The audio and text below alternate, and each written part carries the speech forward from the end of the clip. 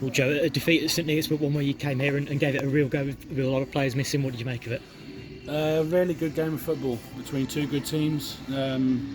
We said in the week that they do everything thorough, they do everything properly, and that's exactly what they've done. Centre halves have cleared it a long way. They've turned it into good areas. They've got a willing striker who was very, very good, who just puts you under a hell of a lot of pressure and doesn't give you any time for us to clear our lines properly. And they done theirs, and 4 crosses into the box, and we've conceded from all 4. And but if I'm being honest, not a lot between it. I thought we were really good, honestly, really, really good.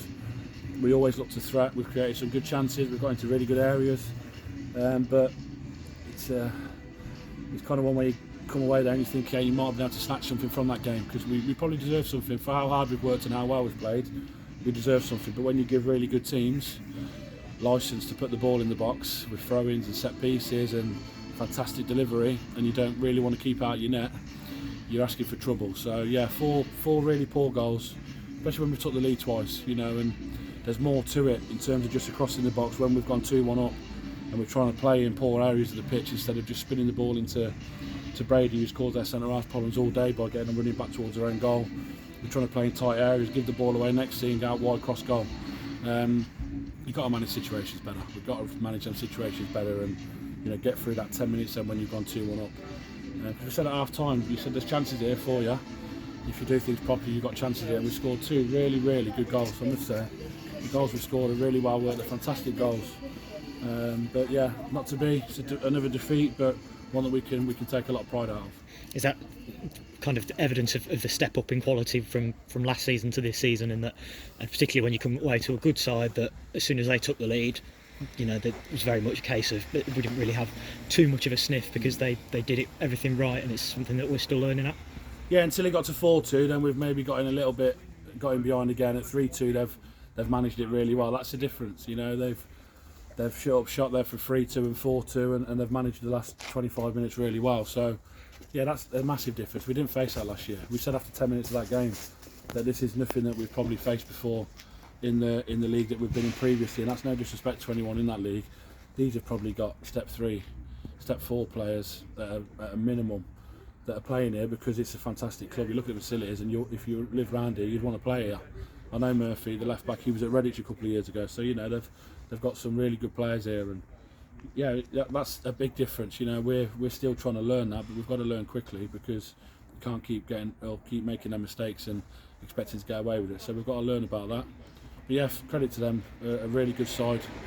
Respectful, they're good staff, and we just had a good chat in the managers in Cameron's boardroom there in his office, and yeah, he probably said, look, that's probably the best team we played, and saying that we look like a playoff team, but we're not at the minute because where we are, but we're doing it in spells, but we've got to be more consistent and pick up some victories in doing so.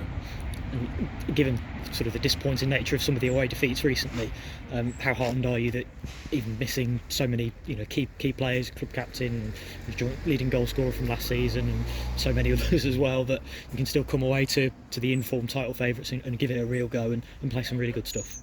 Yeah, but when you come here and you see it, these are the games that you want to play. Was it 339 in the crowd? So just felt like a proper game of football. We've had a fantastic away following here.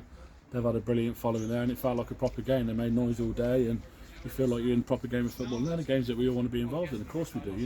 We do this to be involved in them games. So yeah, we could take a lot out of it. We've got to get players back, because it's absolutely killing us having so many players injured and banned all the time. It's just killing us. It really is. And key players who all start and make a positive impact in your team. So we're missing so many.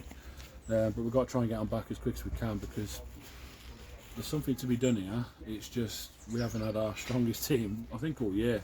We haven't even been able to play the same side two games in a row. So that inconsistency comes with being inconsistent with your squad. And we haven't.